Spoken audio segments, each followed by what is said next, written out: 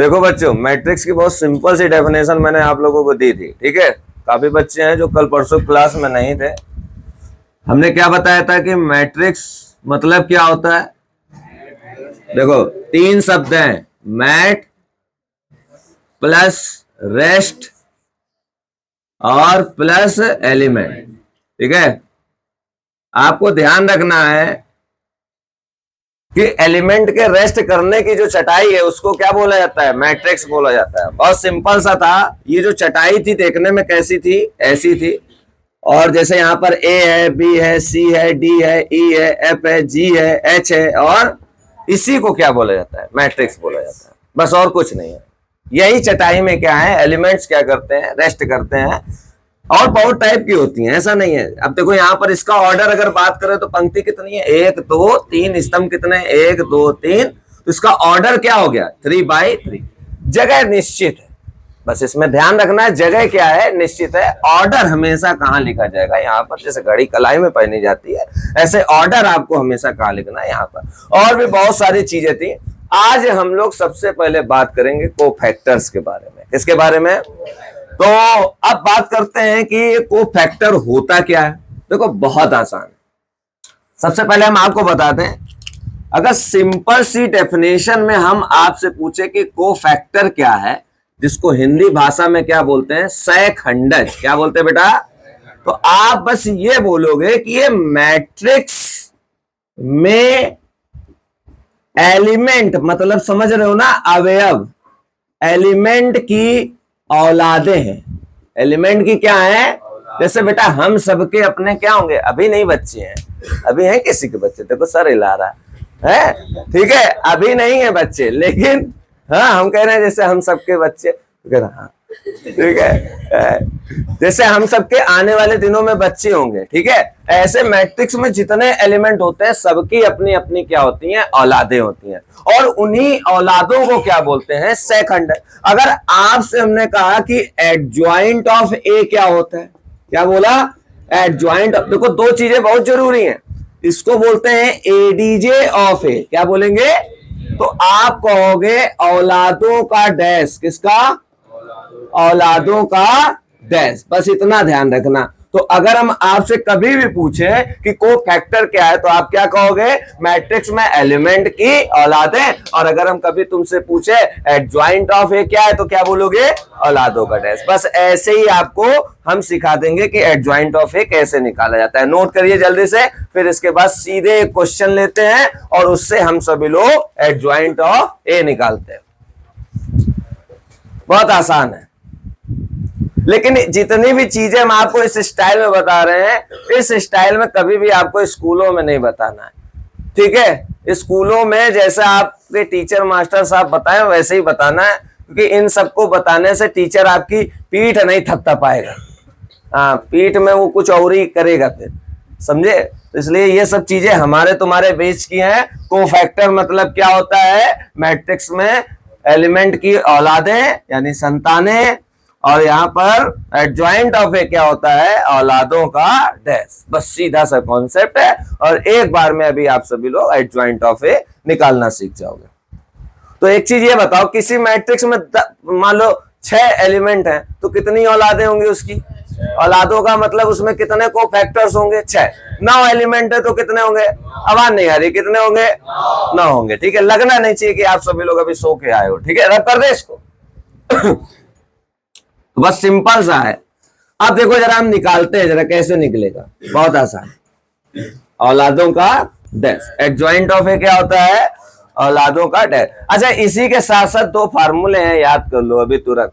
अगर हम तुमसे कहें ए इनवर्स, तो तुम कहोगे भैया ये होता है adjoint of A upon determinant of A. याद करो इसको जल्दी से,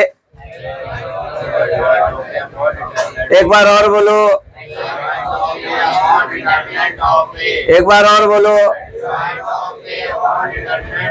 और अगर हम तुमसे कहें डिटर्मिनेंट ए का मॉड, तो कहोगे 1 अपॉन डिटर्मिनेंट ए। क्या बोलेंगे? ए इनवर्स का डिटर्मिनेंट बराबर 1 डिटर्मिनेंट ए। याद करो, ए इनवर्स का डिटर्मिनेंट बराबर 1 डिटर्मिनेंट ए। ए इनवर्स का डिटर्मिनेंट बराबर 1 डिटर्मिनेंट ए। ए इनवर्स का डिटर्मिनेंट बराबर 1 डिटर्मिनेंट ए। ए इनवर्स का डिटर्मिनेंट बराबर 1 ऐसे बोलो। और अगर हम तुमसे कहें एडजॉइंट ऑफ ए का डिटर्मिनेंट, किसका? ए का डिटरमिनेंट, तो ये होता है डिटरमिनेंट ए की पावर n-1। कितना होता है डिटरमिनेंट ए की पावर कितना होता है डिटरमिनेंट ए की पावर n-1? कितना होता है डिटरमिनेंट ए की पावर n-1? कितना होता है डिटरमिनेंट ए की पावर n-1? ऐसे ध्यान रखना है। अब देखो यहाँ पर जो तुम्हारे पास बुकलेट है, जितने लोगों के पास, तुम्हारी कहाँ गई? इसमें आ जाओ आप सभी लोग क्वेश्चन नंबर 35 में, अपने मन से लिखो। क्वेश्चन नंबर 35 में आ जाओ, थोड़ा फुर्ती से काम करो यार। क्वेश्चन नंबर 35, इतनी भी ठंडी नहीं है अभी। क्वेश्चन नंबर 35 है, लिखा है कि नहीं लिखा? एक एक नंबर के आए हैं पेपर में क्वेश्चन 2025-24 में, मजाक में ना ले। क्वेश्चन नंबर 25 देखो, लिखा है अंश 35, कह रहा right the formula of determinant A का इनवर्स। तो डिटर्मिनेंट ए का इनवर्स बराबर कितना होता है? 1 डिटर्मिनेंट ए। और लिखा है एडजॉइंट ऑफ ए का डिटर्मिनेंट किसके बराबर होगा? तो डिटर्मिनेंट ए की पावर n-1। और हमने कहा जब 2 सीख ही रहे हो तो एक और सीख लो, ठीक है? 2 के साथ एक फ्री, क्रिसमस ऑफर। हो गया यहां तक? तो बताओ एडजॉइंट ऑफ ए क्या है? औलादों का डैश। किसका डैश? औलादों का डैश। ऐसे ध्यान रखना है सब। रब कर दें इसको। देखो एक इसमें 23 नंबर और 24 नंबर क्वेश्चन है। ये भी हमारे छोटे छोटे हैं, एक एक नंबर वाले हैं, छूट गए थे। 23 नंबर और 24 नंबर देख लो सभी लोग। कह रहा फाइंड, रब कर दे इसको, ठीक, बहुत बढ़िया।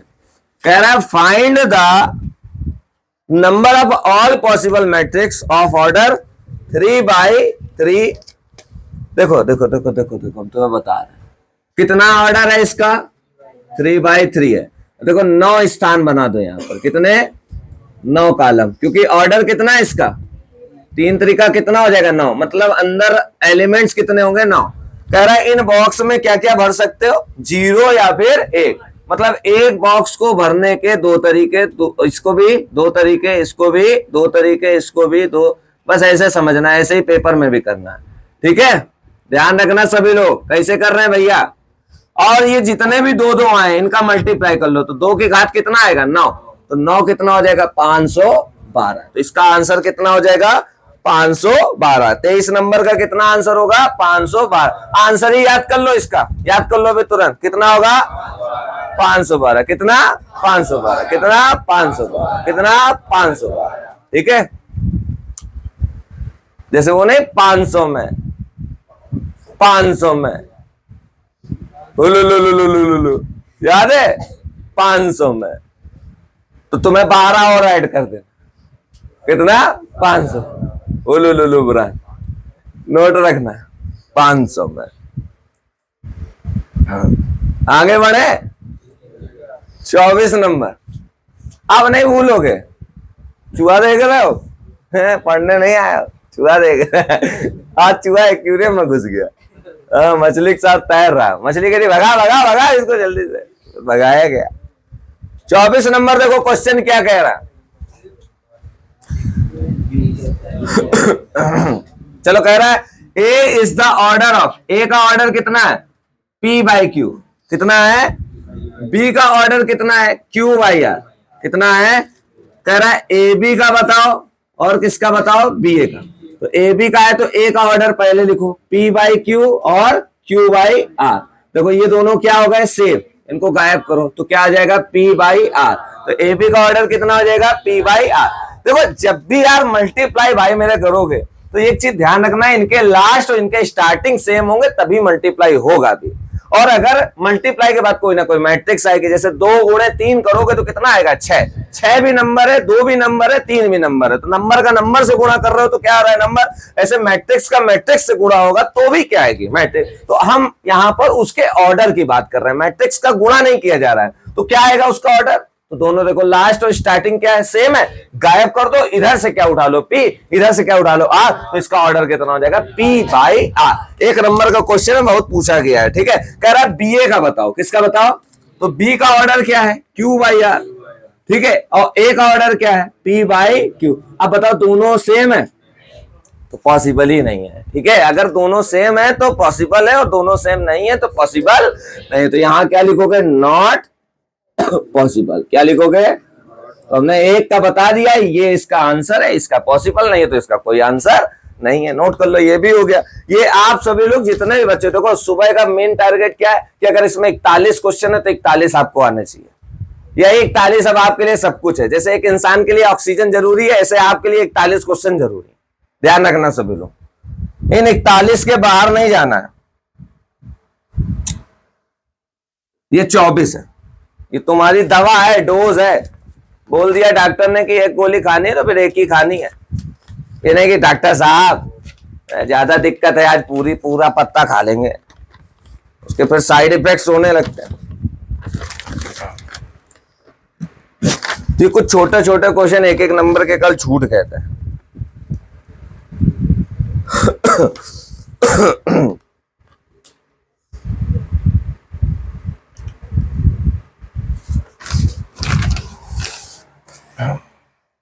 तो इतना काम हो गया, रब करें इसको।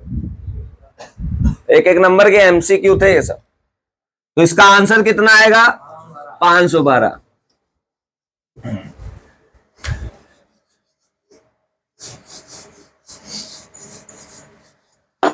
तो आइए देखते हैं कोफैक्टर कैसे निकाला जाएगा।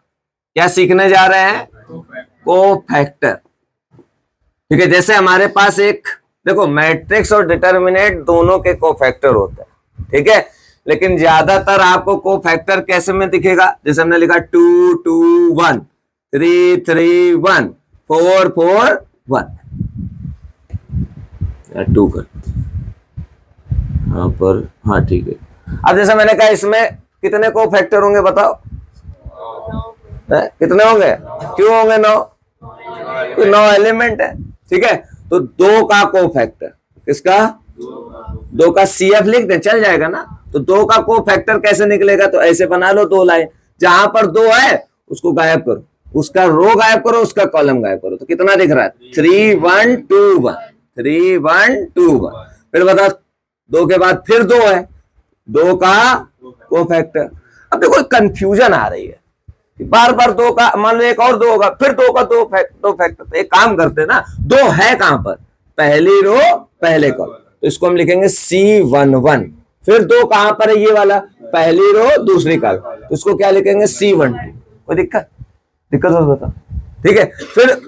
फिर क्या लिखेंगे 1 का CF, क्या लिखेंगे, तो 1 के CF को हम और क्या लिख सकते हैं C13। तो एक काम करते हैं, ये वाला अब थोड़ा सा बेकार लग रहा है, मजा नहीं आ रहा है, ठीक है। तो 1 का कोफैक्टर क्या हो जाएगा, तो जहां पर 1 है उसकी रो उसी के कॉलम को क्या कर देना है, गायब करो। तो कितना आ जाएगा 3 3 4 2 3 3 4 2, ठीक है, गायब कर दिया। अब इसके बाद बताओ इसको क्या लिखेंगे, दूसरी रो पहला कॉलम, तो इसको लिखेंगे C21, ठीक है। अब इसको निकालने के लिए क्या करोगे, जहां रो है और जहां कॉलम है गायब करो, तो कितना दिख रहा है ऊपर 2 1 2 1। फिर बताओ क्या लिखेंगे C22। तो 2 2 निकालने के लिए क्या करना पड़ेगा, देखो एक नंबर याद कर लो ना सीधे, 11 12 13, क्या 21 22 23, क्या, फिर बताओ इसके बाद 31 32 33। बस ये 3 3 नंबर याद रखो, 11 12 13 21 22 23 31 32 33, और जितने कोफैक्टर है सब निकल आएंगे। अब 22 निकालना है तो 22 के लिए क्या करना पड़ेगा, दूसरी रो दूसरा कॉलम गायब करो, तो क्या आ रहा है 2 4 1 1, क्या आ रहा है 2 4 1 1। फिर बताओ 22 के बाद 23। अब कहते भैया हम कैसे जाने, अब तो तुमको और तरीका बता दे, जैसे 2 3 लिखा है तो दूसरी रो तीसरा कॉलम क्या कर दो गायब, तो गायब करेंगे क्या आएगा 2 2 4 2, क्या आएगा 2 2 4 2। फिर आओ 3 1, तो 3 1 के लिए क्या करना पड़ेगा, तीसरी रो पहला कॉलम गायब कर दो, तो क्या आ रहा है 2 1 3 1, क्या आ रहा है 2 1 3 1। फिर क्या आएगा 3 2, क्या आएगा, तो 3 2 के लिए क्या करना पड़ेगा, तीसरी रो और दूसरा कॉलम गायब करो, तो क्या आ रहा है 2 3 1 1, क्या आ रहा है 2 3 1, और लास्ट में क्या होगा 3 3 3 3। बता पाओगे तुम लोग, बताओ दिमाग लगाओ, क्या होगा 3 3, क्या आएगा 2 2 3 3 2 2 3 3। इतना आ गया समझ में। अब देखो इतने से काम नहीं चलेगा, एक बहुत बड़ी गलती कर दी है तुम सबने। वो क्या है, आगे तुमने चिन्ह नहीं दिए, साइन नहीं दिए, तो साइन कैसे देना है, 1 1 कितना होता है 2, 2 में 2 का भाग जाएगा, 2 में 2 का भाग जाएगा, बिल्कुल जाएगा, तो यहाँ पर प्लस, ठीक। फिर 1 2 कितना होता है, 3 में 2 का भाग जाएगा, गया है कभी है, तो कितना आएगा माइनस, क्या आएगा, अरे यार ये तो लिखे नहीं थे, C12 नहीं लिखा था, बता भी नहीं रहे हो तुम सब, तमाशा देखने के बहुत आदी हो। अरे अभी खुद ही करेंगे। 1 2 क्या होगा, पहली रो दूसरा कॉलम, क्या आएगा 3 4 1 1। अब बताओ 2 और 1 3, 3 में 2 का भाग जाएगा, नहीं जाएगा, नहीं जाएगा तो क्या लगाएंगे माइनस। फिर देखो 1 में 1 और 3, 4 में 2 का भाग जाएगा, जाएगा, हाँ जाएगा, तो क्या आएगा प्लस। फिर बताओ 2 और 1 जाएगा भाग, नहीं जाएगा, नहीं जाएगा, वेरी गुड, ठीक है। यहाँ बताओ 2 2 जाएगा, बिल्कुल जाएगा, ठीक है। यहाँ क्या आएगा प्लस की माइनस, माइनस प्लस, क्यों प्लस, भाग जाएगा। आओ आओ यहाँ बताओ 2 3 भाग जाएगा, नहीं जाएगा, तो यहाँ पर क्या आएगा, यहाँ बताओ यहाँ प्लस, ठीक है। अब देखो ये तो ठीक है, 9 वाले में यही होना है, 11 लिखोगे, 12 लिखोगे, 13 लिखोगे, 21 लिखोगे, 22 लिखोगे, और क्या लिखोगे 23। एक आदत बना लो ना, plus minus plus minus plus minus plus minus plus, काम खत्म। अब बात आती है कि भैया अब क्या करना, तो 3 एक नम 3, 2 एक नम 2, बीच में किसका साइन माइनस का, 3 में 2 गया 1। अब बताओ ये बताओ 3 एक नम 3, 4 एक नम 4, माइनस गया तो कितना माइनस माइनस कितना 1। फिर इधर बताओ 3 दूनी 4 थियो, माइनस करो कितना आ गया -6। इधर बताओ 2 एक नम माइनस किया कितना आ गया 0। इधर बताओ 2 एक नम 2, 4 एक नम 4, माइनस किया कितना आ गया -2। इधर बताओ 2 दूनी 4, 4 दूनी 8, ये कितना हो जाएगा 4, ये कितना हो जाएगा बताओ जल्दी बताओ, ये कितना होगा, जल्दी जल्दी दिमाग लगाओ, -1 कितना हो जाएगा 1, ये कितना हो जाएगा 3 दूनी 6, -6 कितना होगा 0। है आसान की नहीं, सारे को फैक्टर आ गए। अब तुमको क्या चाहिए, एडजॉइंट ऑफ ए, क्या चाहिए, तो एडजॉइंट ऑफ ए क्या बताया है, किसका डैश, औलादों का डैश। तो एक काम करते हैं,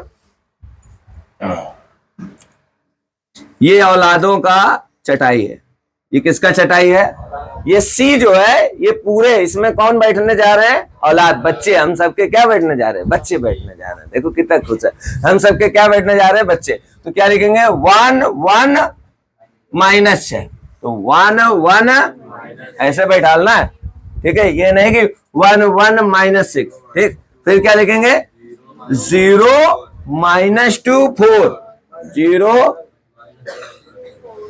गलत कर दिया ना, माइनस का 0 लिखना चाहिए था, नहीं भैया सही है। अच्छा ये बताओ तुम्हारे पेपर में 0 आएंगे तो खुश होगे कि -0 आएंगे तो खुश हो, तुम गधा सब, ये सब एक ही है, 0 आया तो भी बेकार हो, बिल्कुल फ्यूज हो, गोबर भरा दिमाग में, और -0 आया तो भी वही है, ठीक है। तो यहां पर अब इसके आगे क्या लिखेंगे, -1 1 और 0, क्या आएगा -1 1 और 0, ये औलाद आ गई, ठीक है। अब हमने क्या बोला था, एडजॉइंट ऑफ ए क्या है, औलादों का डैश, किसका डैश, देखो जमाई मार रहा, ठीक है, जमाई ना मारो, ठीक है, वरना हम भी सो जाएंगे। एडजॉइंट ऑफ ए क्या है, औलादों का है। तो इसका जब डैश करोगे, डैश में क्या करना होता है, पड़ा खड़ा, क्या करना है, पड़ा, तो पड़ा ये, खड़ा 1 1 माइनस से पड़ा ये, खड़ा 0 -2 4, फिर पड़ा खड़ा क्या आ गया, एडजॉइंट ऑफ ए, क्या आ गया। अब आप बहुत करीब हो ए इनवर्स के, नोट करो पहले इतना, कैमरा रोक दो कम से कम 2 मिनट। ए इनवर्स निकालना है, फॉर्मूला क्या होता है, तो डिटर्मिनेंट ए निकालने का तरीका ध्यान रखो सभी लोग।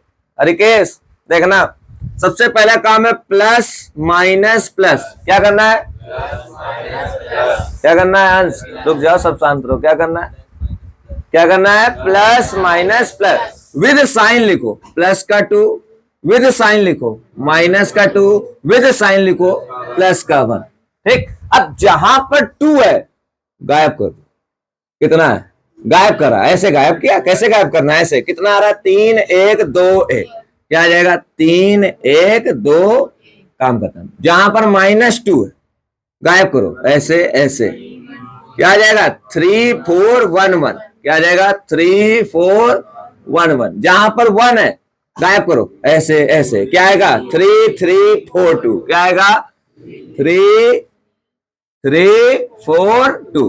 अब बता इसका मान क्या आ जाएगा, 2 3 एकम 3 -2, फिर 2 3 एकम 3 -4, फिर क्या हो जाएगा, 3 दूनी 6 -12। अब बताओ 3 में 2 गया 1, 1 का मल्टीप्लाई 2 में 2, 3 में 4 गए -1, माइनस माइनस क्या हो जाएगा, प्लस का 2, फिर 6 में 12 गया माइनस कितना 6, 2 2 4 -6 कितना आ जाएगा, -2। डिटर्मिनेंट ए कितना आ गया, माइनस। फॉर्मूला क्या था ए इनवर्स का, एडजॉइंट ऑफ ए, फॉर्मूला क्या है, सॉरी एडजॉइंट ऑफ ए क्या है बताओ, 1 0 -1 1 -2 1, फिर बताओ -6 4 0, और यहां से डिटर्मिनेंट ए की वैल्यू कितनी है, 2, यानी 1 अपॉन कितना लिख दो, माइनस। अपॉन में था तो इसको हमेशा किसे लिखना है, बटे में लिखना, इसके नीचे नहीं लिखना, ऐसे लिखना है, ठीक है। 3 आता तो यहाँ पर कितना लिखते हैं, 1/3, हो गया कंप्लीट। ए इनवर्स 4 नंबर का सवाल आने वाला है, वो आपका कंफर्म हो गया है। एक अभी आपको करना होगा, 4 क्वेश्चन करने के लिए बोला है ना, एक अभी आपसे करवाएंगे, नोट कर लो। ए इनवर्स हो गया, आ गया ए इनवर्स। हरिकेश क्या दिक्कत है,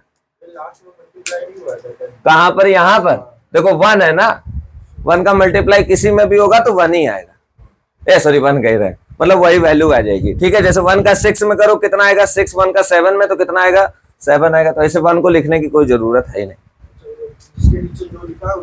हाँ बस उसी से मल्टीप्लाई हो जाए। जैसे यहाँ पर -2 है तो -2 से हो गया।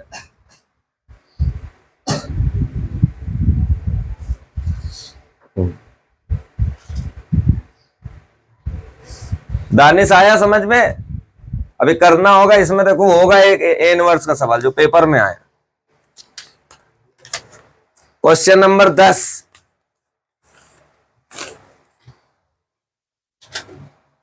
अभी करना, बाद में करना, टाइम देंगे करने वाले सवालों के लिए, टाइम देंगे।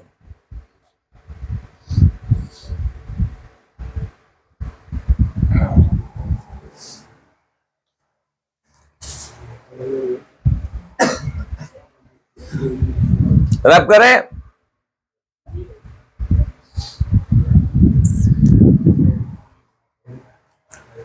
तुम लोग शकुनी को जानते हो, शकुनी मामा, महाभारत में जिसने युद्ध लड़वाया था पूरा, उसकी बहन का क्या नाम था,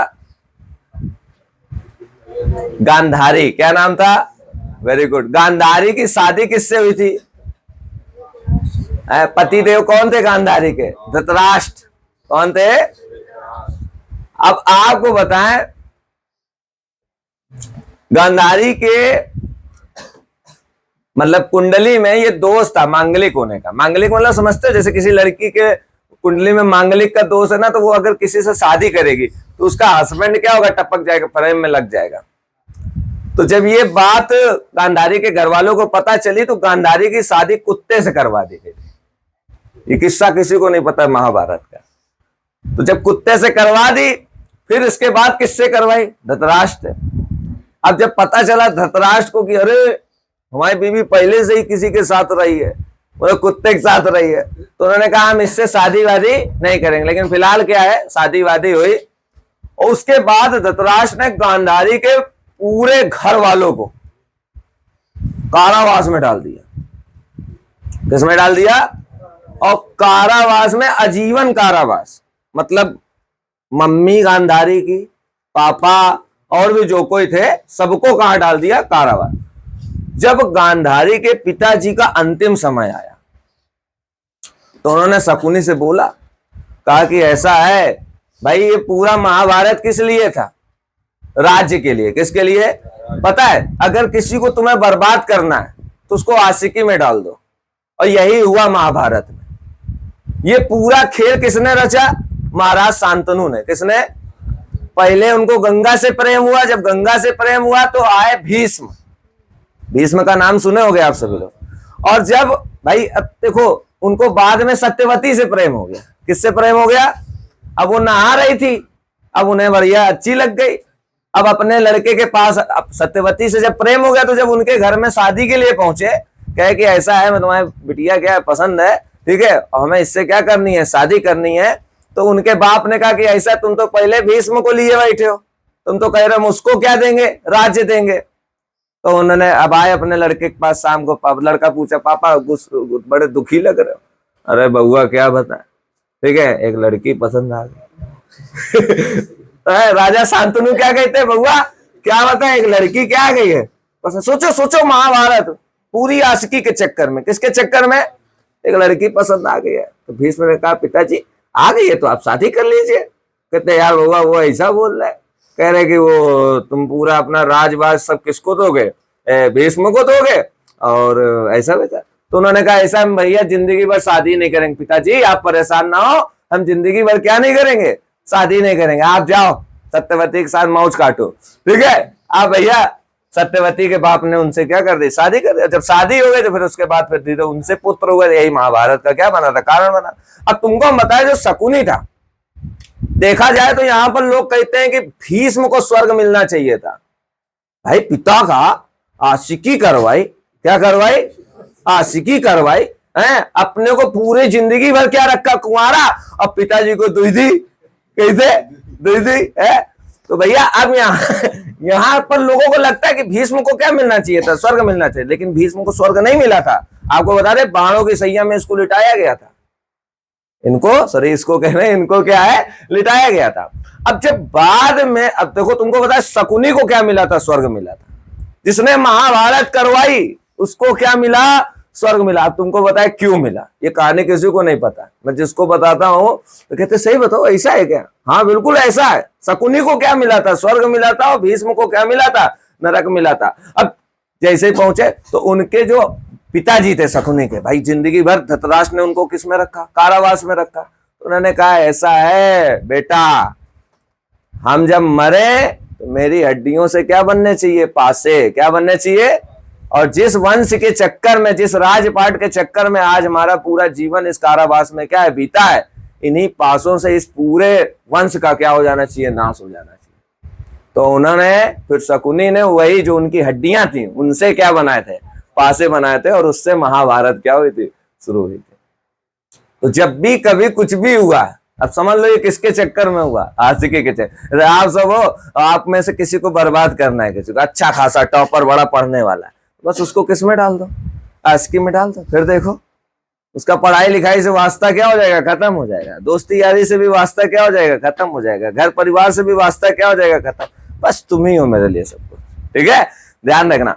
तो यहाँ पर क्या इतना समझ लो, पिता की सेवा कितनी ज्यादा इंपॉर्टेंट है, पिता की बात कितनी ज्यादा इंपॉर्टेंट है, बात रखी गई। और देखो वो कहां पर पहुंचे? स्वर्ग में। और इन्होंने भी सही किया भीष्म ने, लेकिन वही है आशिकी वाला मामला था, समझे? तो यहां तक आ गया समझ में? आगे बढ़े, कोई दिक्कत? ठीक है, थोड़ा सा अध्यात्म भी समझना बहुत जरूरी है। अरे यार वैल्यू दो, ये तुम्हारी वैल्यू तो और है। कहते हैं कि जो रावण था वो बहुत अच्छा आदमी था। मानते हो कि नहीं मानते हो? क्योंकि उसके 10 सिर थे और वो 10 के 10 सीता को देखते थे। और यहां पर है भाई, क्यों? एक सीधे जाने कितने, सुबह शाम तक जाने कितने लोगों को देख रहा है, रब कर दे इसको। और इतना सब होने के बाद भी इतने टाइम तक सीता साथ में रहे, ठीक है, उसके बाद भी सीता को टच नहीं किया, उनकी बिना इजाजत किया। लेकिन रावण को लोग क्या करते, फूकते हैं। बहुत बड़ा ज्ञाता था, बहुत बड़ा पंडित था, समझ लो। जब वो युद्ध हो रहा था ना उसका, राम जी के साथ जब युद्ध होने जा रहा था, तो समझ लो अपने ही युद्ध में, कोई भी युद्ध पुराने जमाने में राजपुरोहितों में जब चालू होने जाता था तो पहले पूजन पाठ होता था। तो उस समय, जिस समय राम जी जहां पर थे, वहां पर युद्ध के लिए और उसकी पूजन पाठ के लिए कोई वहां पर पंडित नहीं था। तो जब ये बात रावण को पता चली, तो समझ लो रावण खुद पंडित के वेश पे आया था और अपने ही युद्ध के लिए अपना ही पूजन पाठ करके, अपने ही कर्म को निर्वाहन करके, और समझ लो पूजन पाठ करवाया था। उसको पता था सबको कि मेरा अंत राम से होना ही होना है। और समझ लो ऐसे ऐसे लोग रहे यहाँ पर, सब कर रहे हैं, ठीक है। हाँ, अब तुम बताओ, वैल्यू हो गया। आगे बढ़ना। मुझे सबसे अच्छा ग्रंथ महाभारत लगता, उसके बाद गीता, फिर आता है क्या, रामायण। ये तीनों चीजें बहुत कुछ सिखाती हैं। चलो आगे देखते हैं। आ जाओ क्वेश्चन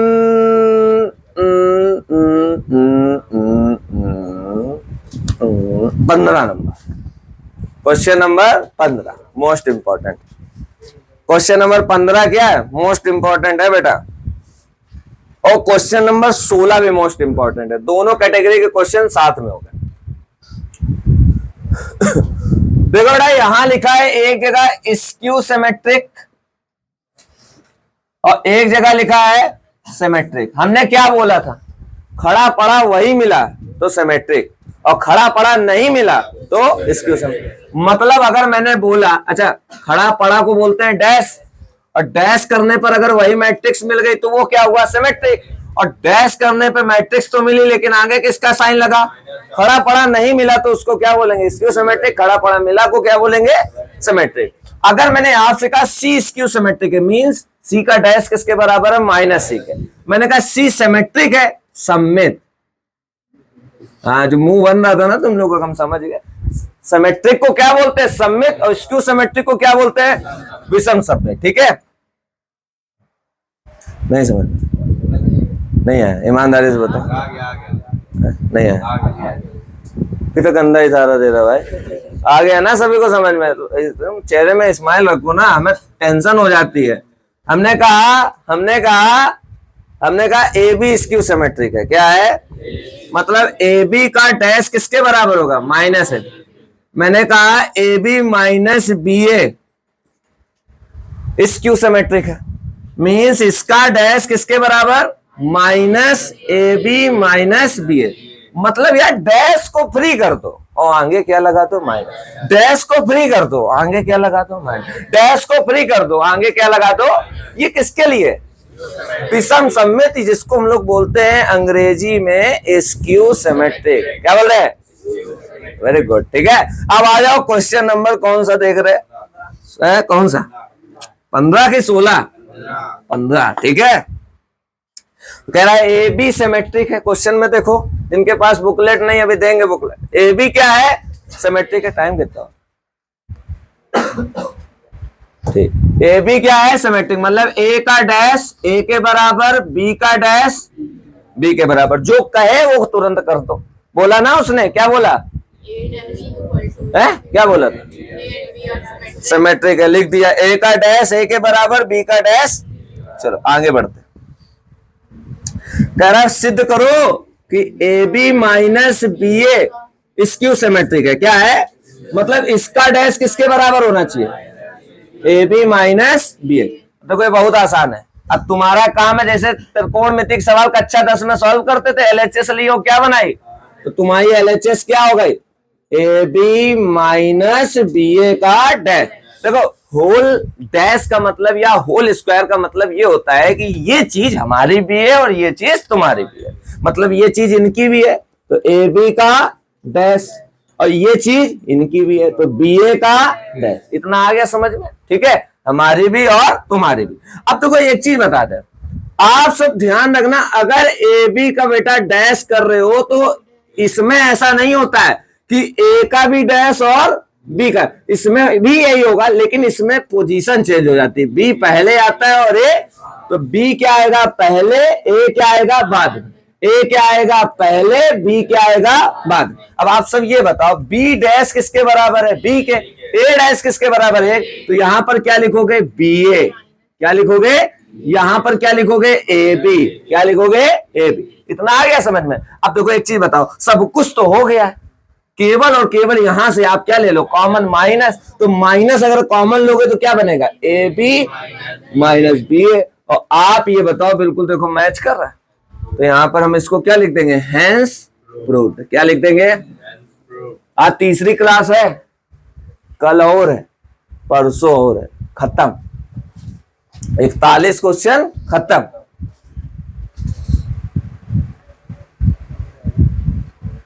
और कोई कॉन्सेप्ट नहीं छोड़ रहे हैं, बस सवाल ज्यादा नहीं करा रहे हैं, बस सवाल वही सिलेक्टेड क्वेश्चन है जो पेपर में आए बस वही करा रहे हैं।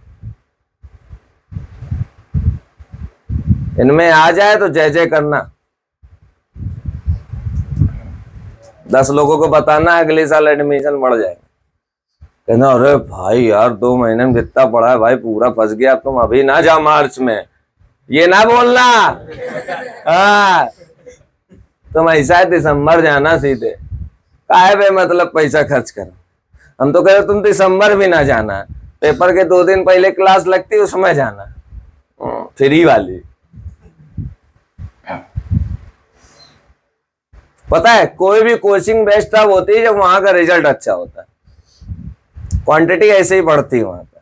आप हो, आपका रिजल्ट अभी अच्छा हो जाए, मुझे कुछ करना ही नहीं, कोई प्रचार नहीं करना, नेक्स्ट ईयर अपने आप बच्चा आएगा। आप बताइए आपका अगर मैथ में 96 आएगा तो आप दूसरे बच्चों को सजेस्ट नहीं करोगे हमको। मान लो वो बात अलग है कि हम कभी कभी कूट पीट देते हैं, डांट वाट देते हैं, अभी कल ही 11th में कूटा है, वो तो यार प्यार है मेरा भैया, ये प्यार हमें पसंद नहीं है। पता है पढ़ाई में नहीं मारेंगे कभी भी, कुछ बदतमीजी कर रहे हैं, जैसे बाहर हम बैच कल ओवर कर दिए, उसके बाद अंदर ही नहीं आ रहा है काफी देर तक। अब हम 10 बार गए बुलाने, आ जाओ आ जाओ आ जाओ, मम्मी बुला रही आ जाओ, आ ही नहीं रहे। तुमने कहा अब आओ फिर तुमने कहा अब आओ तुम। हाँ फिर हमने लाइन से 6-7 को सवाल दिया, कोई तो क्लू चाहिए ही हमें, सवाल नहीं कर पाए, फिर भैया जानते ही हो फिर। लेकिन अभी तुम्हारे 12th में कोई नहीं पीटा गया भाई, पहली बार ऐसा हुआ है। अब ये क्यों हुआ है, ये हमें बहुत परेशान कर रहा है। शरीफ पता है सबसे बड़ी चीज तुम्हारे सबके अंदर एक हमने बहुत अच्छी चीज देखी है कि तुम सब क्या है माहौल में एडजस्ट होने वाले। जैसे हम पढ़ा रहे, तुमने देखा मेरा चेहरा, अरे आज भैया अगर कुछ बोला इनसे तो मौत से खेलना हुआ। और जहां देखा हंसी मजा आएगा तो फिर 4 बातें तुम बोल दोगे, हम भी सुन लेंगे, हम बोल देंगे तुम भी सुन लोगे। ये चीज बहुत जरूरी है।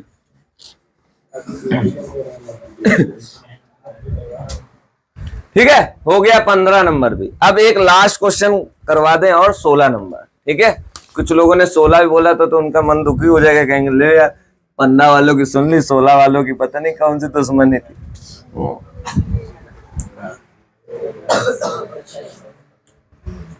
एक व्रत होता है 16 सोमवार का,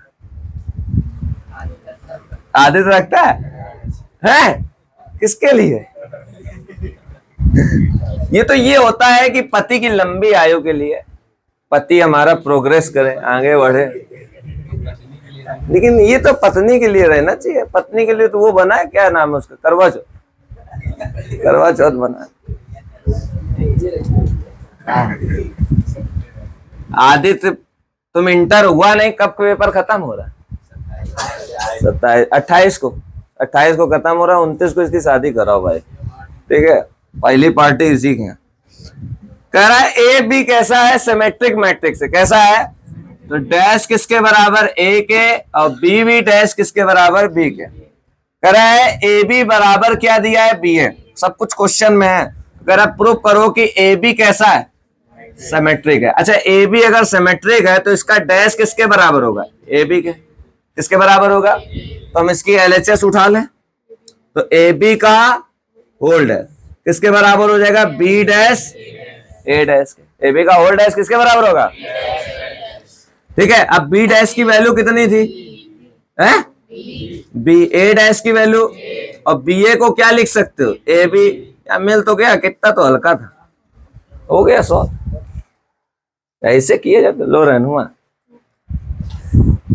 बुकलेट किसके पास नहीं है, जब अभी 4 क्वेश्चन करोगे ना तो उतनी देर में हम बुकलेट दे देंगे तुमसे, बंद कर दो।